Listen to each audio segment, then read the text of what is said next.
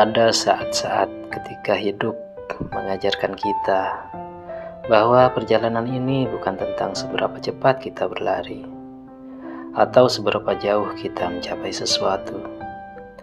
Ada dimensi lain yang lebih halus, lebih sunyi, dan sering luput dari perhatian.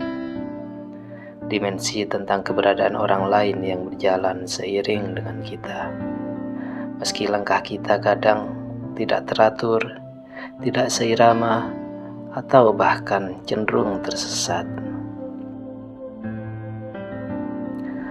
Persahabatan dalam kedalaman maknanya bukan sekedar hubungan antara dua manusia.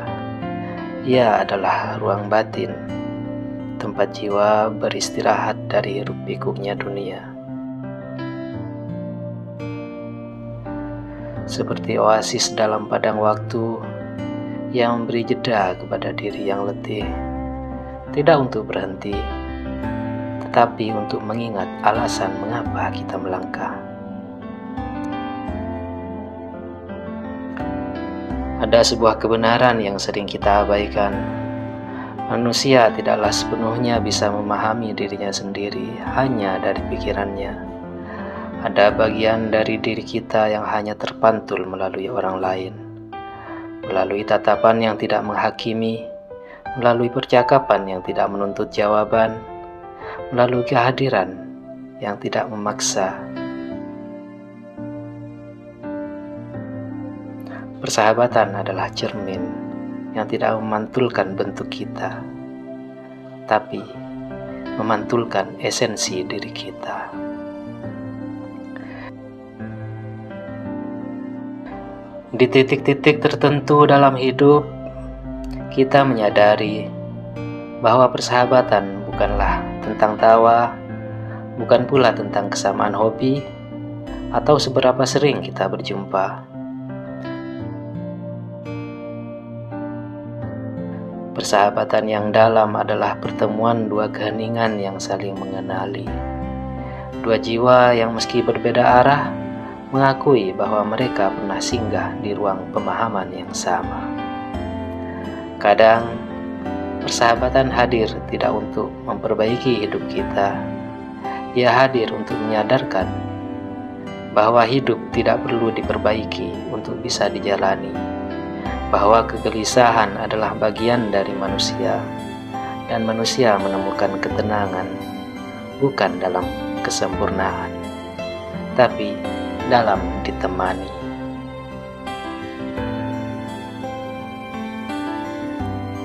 Ada paradoks yang lembut dalam persahabatan. Semakin dalam hubungan itu, semakin sedikit kata yang dibutuhkan. Keberadaannya menyatu seperti bayangan, tidak selalu terlihat, tetapi selalu mengikuti arah cahaya yang sama. Kita tidak perlu menjelaskan diri kita. Kita tidak perlu menjadi versi yang paling baik dari diri kita. Kita cukup menjadi apa adanya, dan itu pun cukup baginya. Dalam kedalaman waktu, kita memahami bahwa persahabatan bukan tentang tetap bersama, melainkan tentang tetap peduli. Ia bukan janji untuk saling menahan, tetapi kebebasan untuk tumbuh tanpa kehilangan arah satu sama lain. Jarak, kesibukan, kesunyian, semua itu bukan penghalang bagi hubungan yang berakar dari ketulusan. Sebaliknya, justru di ruang-ruang kosong itulah kita diuji. Apakah yang tersisa hanyalah kebiasaan atau sebuah ikatan yang tidak dipengaruhi waktu? Persahabatan yang dalam bertahan bukan karena seringnya pertemuan, tetapi karena keberanian untuk tetap jujur, bahkan ketika dunia mengajarkan kita untuk menyembunyikan hati. Dalam hidup yang sementara ini, persahabatan mengajarkan tentang hal-hal yang abadi, kepercayaan, penerimaan, kesetiaan yang tidak bersuara. Ia mengajarkan bahwa manusia dapat bertahan dari kesedihan, ketakutan, dan kehilangan, selama ada satu jiwa lain yang mengakui keberadaannya.